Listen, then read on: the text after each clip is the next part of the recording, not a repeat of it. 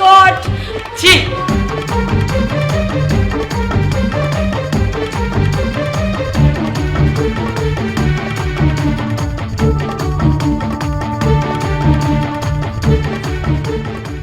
শোনো না, তুমি ভুল দেখেছো। আমি ভুল দেখেছি? তুমি তো ভুল কথা বলিস বুঝছো। কেন? এত কথা বলিস কেন? তোর কথা আমি কি শুনবো? কি ভুল বুঝবো? আমি নিজের চোখে যা দেখেছি তাই হয়েছে, তাই তোরা করেছিস। আর তুই, তোকে এত বছর যাবত আমার বাসায় রেখেছি, বিশ্বাস করে আমার স্ত্রীর সাথে রেখেছি, আমি তোকে বিশ্বাস করতাম, আর এই বিশ্বাসের এই মর্যাদা দিলি?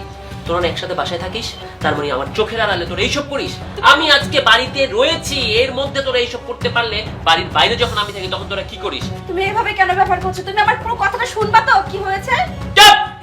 আমি যেটা দেখেছি ভুল না, আমি যেটা দেখেছি সেটাই ঠিক। ও আর তুই, এই দুইজন মিলে আমার চোখের আড়ালে নষ্টামি করতি, আর আজকে আমি চোখে চোখে দেখেছি, হাতে নাতে আমি তোদের ধরে ফেলেছি। আমরা চোখে যেটা দেখি সেটা সবসময় সত্য হয় না।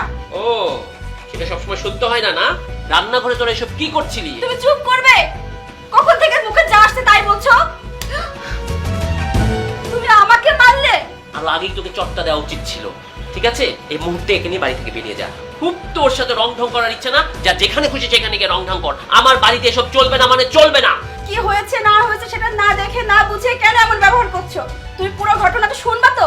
আমি না জেনে শুনে না, বিষয়টা ঠিক না, এটাই ঠিক। আমার তো উচিত তোদের দুজনকে ঘাট ধাক্কা দিয়ে বাড়ি থেকে বের করে দেয়া। আমি নেহাত ভদ্রলোক বলে দুইটা চট দিয়েছি দুজনকে, না হলে লাঠি পেটা করে বাড়ি থেকে বের করতাম, পুলিশে দিতাম। দেখো, ও আমাদের বাসায় কাজ করলে ও আমার ছোট ভাইয়ের মতো।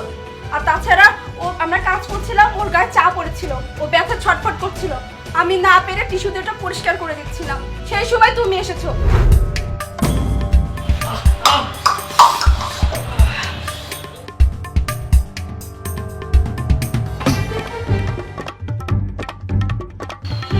ও মাই গড! ছি! বাহ বাহ, চিল্লা চিল্লি না? কোনটা চিল্লা চিল্লি আর কোনটা প্লেজার সেটা আমি খুব ভালো করে জানি।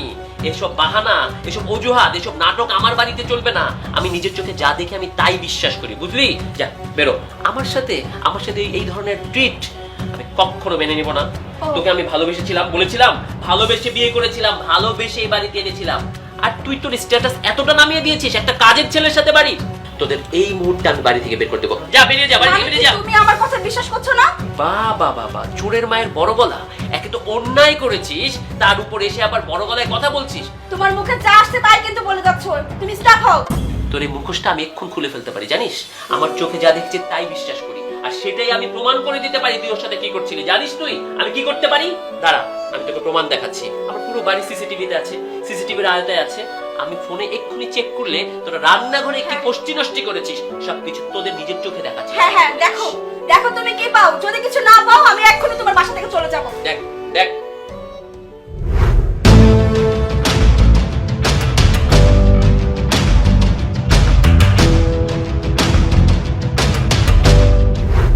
দেখো আমি কত কিছু করেছি ওর সাথে, দেখো না?